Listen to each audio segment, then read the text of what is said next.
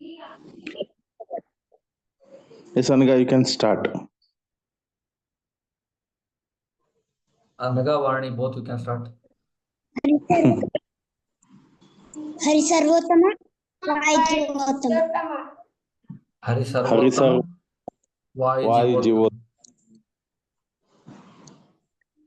Shriman Madhvamate हरे परतरः सत्यं जगत्तत्त्वतो Sriman Madhvamate Hari Parataraha Satyam Jagat Tattvato.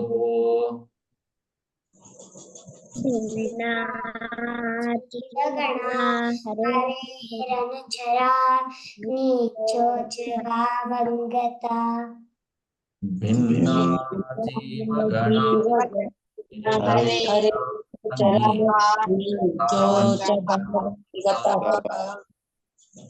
मुक्तेर्नैव सुखानुभूतिरमला भक्तिश्च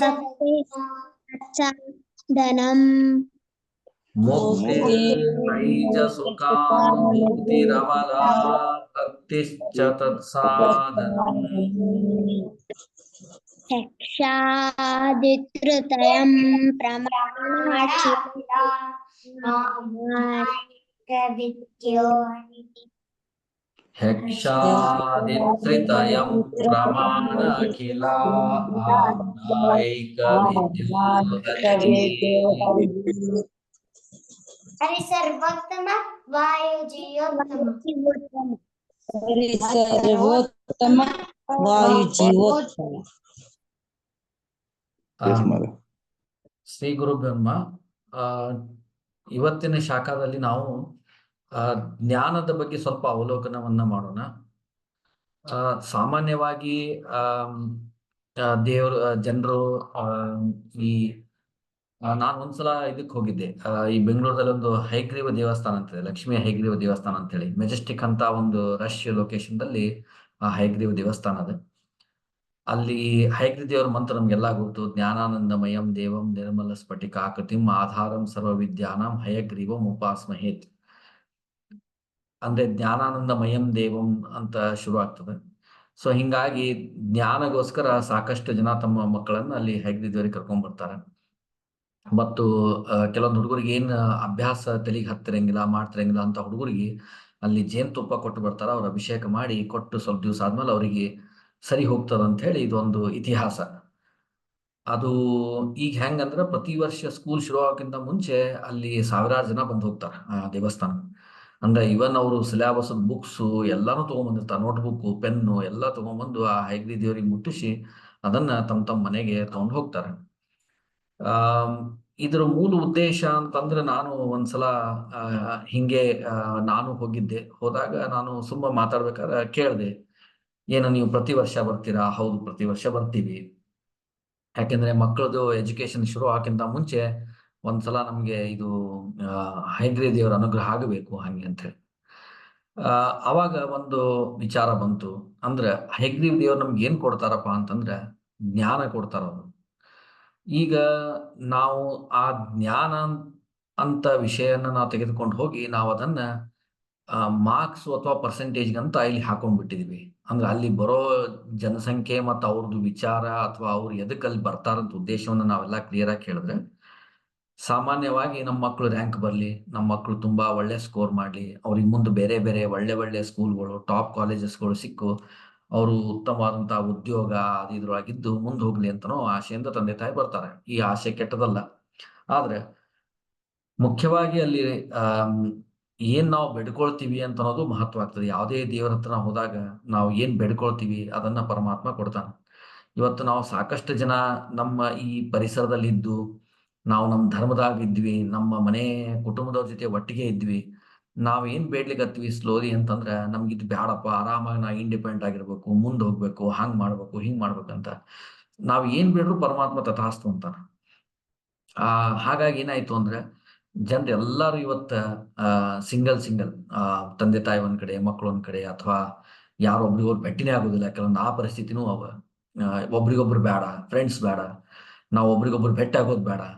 ಅಷ್ಟೇ ಆನ್ಲೈನ್ದಲ್ಲಿ phone ಮುಖಾಂತರ ಅವಾಗ ಇವಾಗ ಮಾತಾಡ್ಬಿಡೋದು, ಈ ತರ ಒಂದು ನಮ್ಗೆ ಹವ್ಯಾಸ ಬೆಳೆದ್ ಬಿಟ್ಟದ, ಅಥವಾ ಇದೊಂದು ನಮ್ದು ಜೀವನ ಕ್ರಮನೇ ಈ ತರ ಆಗೋಗ್ಬಿಟ್ಟದ.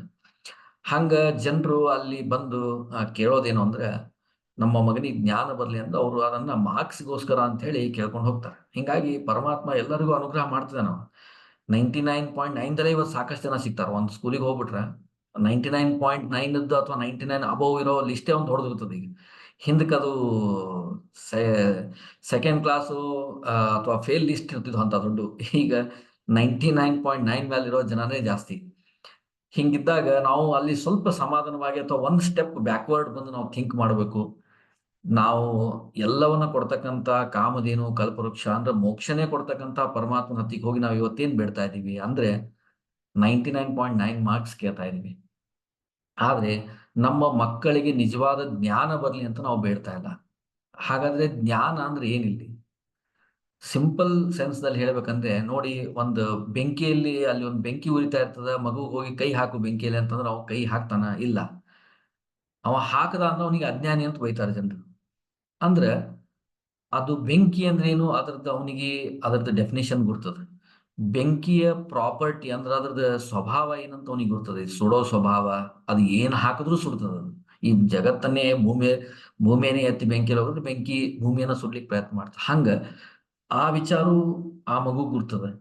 ಮತ್ತ ಕೈಯಲ್ಲಿ ಹಾಕಿದ್ರನ್ನ ಸುಡ್ತದ. ಕೈ ಸುಡೋದ್ರಿಂದ ನಂಗೆ ಕೈ ಹಾಳಾಗ್ಬೋದು, ಅಥವಾ ನನಗೆ ಜೀವಕ್ಕೆ ತ್ರಾಸ ಆಗ್ಬೋದು, ನನ್ನ ಹೆಲ್ತಿಗೆ ಪ್ರಾಬ್ಲಮ್ ಆಗುತ್ತೆ. ಇಷ್ಟೂ ಬೇಸಿಕ್ ಎಲ್ಲ ಇದು ವಿಚಾರ ಗುರ್ತಿದ್ದು ಆ ಕ್ರಮವನ್ನ ಅದು ಹಿಂದೇಟಾಗ್ತದೆ. ಅಂದ್ರೆ ಆ ಬೆಂಕಿಯಲ್ಲಿ ಕೈ ಹಾಕೋದನ್ನ ಅದು ಒಪ್ಪೋದಿಲ್ಲ. ಇದಕ್ಕೆ ನಾವೇನಂತೀವಿ ಅಂದ್ರೆ ಆ ಕೂಸಿಗೊಂದು ಜ್ಞಾನ ಅದ ರೀ ಅಂತ ಹೇಳ್ತೀವಿ. ಇದು ಸಾಮಾನ್ಯವಾದಂತ ವಿಷಯ. ಹಾಗೆ ನಮ್ಮ ಮಕ್ಕಳಿಗೆ ಜ್ಞಾನ ಬರ್ಬೇಕಂದ್ರೆ ಏನು? ನಹಿ ಜ್ಞಾನೇನ ಸದೃಶಂ ಪವಿತ್ರಂ ಇಹ ವಿದ್ಯತೆ ಅಂತ ಅದನ್ನೂ ಕೂಡ ಹೇಳ್ತಾರೆ. ಸ್ಕೂಲ್ದಾಗ ಹಾಕಿರ್ತಾರೆ, ಎಷ್ಟೋ ಸ್ಕೂಲ್ದಾಗ ಬರ್ದಿರ್ತಾರೆ. ಅಂದ್ರೆ ಜ್ಞಾನಕ್ಕೆ ನಾವು ಮಹತ್ವ ಕೊಡ್ತಾ ಹೋಗದೆ ಮಾರ್ಕ್ಸಿಗೆ ಮಹತ್ವ ಕೊಡ್ತಾ ಹೋಗ್ತಿದ್ವಿ ಅಂತನೋ ಏನೋ ಒಂದು ಇಲ್ಲಿ ಆಚರಣೆಯಿಂದ ಒಂದು ಅನುಭವ. ಜ್ಞಾನ ಅಂದ್ರೆ ಏನು? ಯಾವುದು ಸರಿ ಯಾವುದು ತಪ್ಪು ಇದರ ನಿಖರವಾದಂತ ಏನು ಅದು ತಿಳುವಳಿಕೆ ಇದೆಯಲ್ಲ, ಅದಕ್ಕೆ ಜ್ಞಾನ ಅಂತ ಹೇಳ್ತಾರೆ.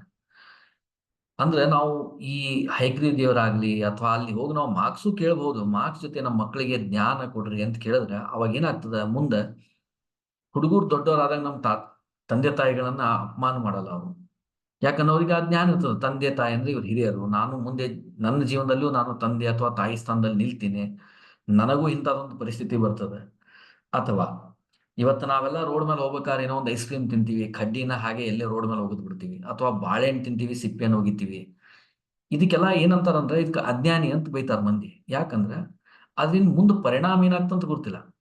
ಇದೇ ಬಾಳೆಹಣ್ಣು ಸಿಪ್ಪಿ ಒಗ್ದಿದ್ರ ಮೇಲೆ ಹಿಂದ್ ಬರೋ ಗಾಡಿ ಒಳಗೆ ನಮ್ಗೆ ಯಾರೋ ಬ್ರದರೋ ಅಥವಾ ನಮ್ಮ ತಂದೆನೋ ತಾಯಿಯೋ ಅಥವಾ ನಮ್ ಯಾರೋ ರಿಲೇಟಿವ್ನೇ ಬಿದ್ದು ಆಕ್ಸಿಡೆಂಟ್ ಮಾಡ್ಕೊಂಡ್ರೆ ಈ ಜ್ಞಾನ ಇದ್ರೆ ನಾವು ಒಗಿತಿರ್ಲಿಲ್ಲ. ಹಂಗ ಮಕ್ಕಳಿಗೆ ಜ್ಞಾನ ಬಂತು ಅಂದ್ರೆ ಆ ಮಕ್ಕಳು ಯಾವ್ದು ಸರಿ ಯಾವ್ದು ತಪ್ಪನ್ನ ಕರೆಕ್ಟ್ ಆಗಿ ಅವ್ರ ಡಿಸಿಷನ್ ತೊಗೊಳ್ಳೋ ಒಂದು ಕೆಪಾಸಿಟಿ ಅವರಿಗೆ ಬರ್ತದ. ಅದು ದೇವರೇ ಕೊಡ್ತಾನ.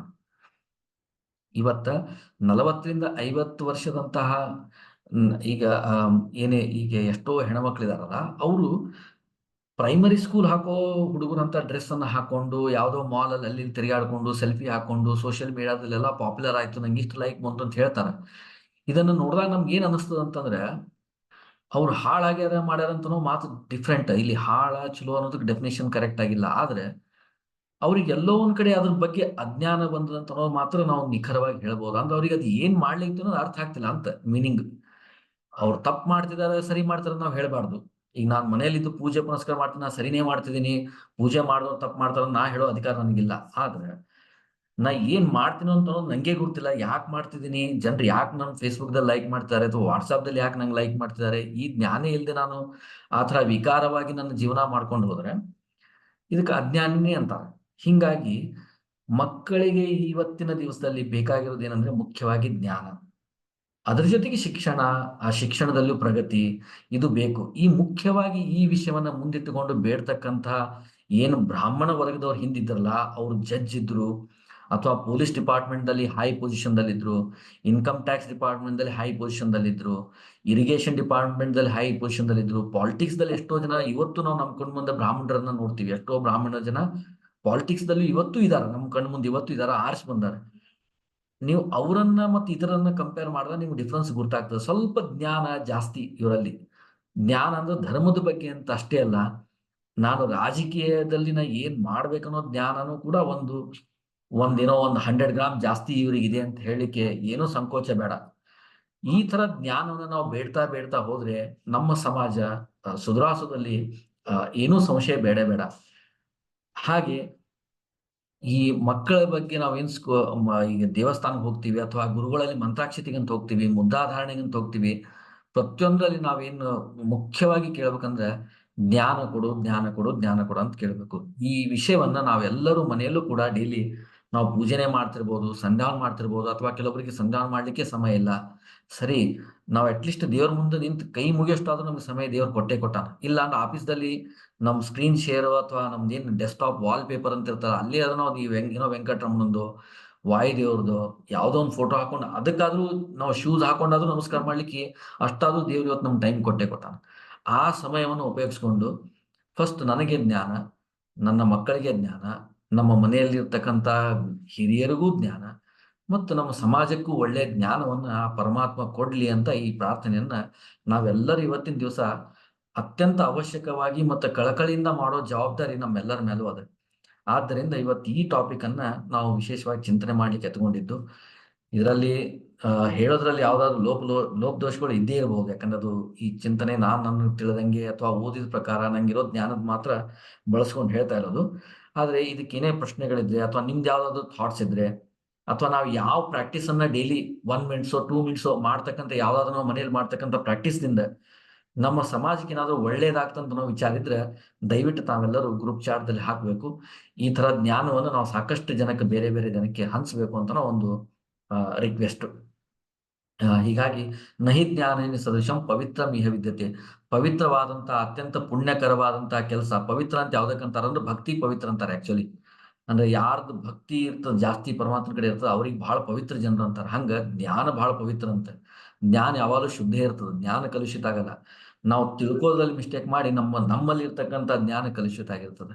ಹೀಗಾಗಿ ಈ ನಹಿ ಜ್ಞಾನ ಸದೃಶಂ ಪವಿತ್ರಂ ಇಹ ವಿದ್ಯತೆ ಅನ್ನಂಗ ನಾವೆಲ್ಲರೂ ಜ್ಞಾನಗೋಸ್ಕರ ನಮ್ಮ ಅಕ್ಕಪಕ್ಕದವ್ರು ಇರ್ಬೋದು, ನಮ್ಮ ಮುಂದಿನ ಮನೆ ಇರ್ಬೋದು, ಹಿಂದಿನ ಮನೆ ಇರ್ಬೋದು, ನಮ್ಗೆ ದ್ವೇಷ ಮಾಡ್ತಕ್ಕಂಥ ಇನ್ನೊಬ್ಬ ಮಾಧ್ಯಮ ಮನೆನೇ ಇರ್ಬೋದು, ಎಲ್ಲರಿಗೂ ಒಳ್ಳೆ ಸದ್ಬುದ್ಧಿ ಜ್ಞಾನವನ್ನ ಪರಮಾತ್ಮ ಕೊಡ್ಲಿ ಅಂತ ನಾವು ಡೈಲಿ ನಮ್ಮ ಪ್ರೇಯರ್ದಲ್ಲಿ ಇದನ್ನ ನಾವು ಜೋಡಿಸ್ಕೋಬೇಕಂತ ಹೇಳಿ ವಿನಂತಿ ಮಾಡ್ಕೊಳ್ತಾ ಇವತ್ತಿನ ಬೋಧಿಯನ್ನ ಮುಗಿಸ್ತಾ ಇದ್ದೀನಿ. Over to you Anika. Varuni and Anika can start. Hari ಸರ್ವೋತ್ತಮ ವಾಯು ಜೀವೋತ್ತಮ. ಹರಿ ಸರ್ವೋತ್ತಮ ವಾಯು ಜೀವೋತ್ತಮ. ಶ್ರೀಮನ್ ಮಧ್ವಮತೆ ಹರಿ ಪರತರಃ ಸತ್ಯಂ ಜಗತ್ವತ್ವತೋ. ಮಧ್ವಮತೆ ಹರಿ ಪರತರಃ ಸತ್ಯಂ ಜಗತ್ತತ್ವತೋ. ಭಿನ್ನಾ ಜೀವಗಣ ಹರೇರನುಚರ ನೀಚೋಚ ಭಾವಂಗತಾ.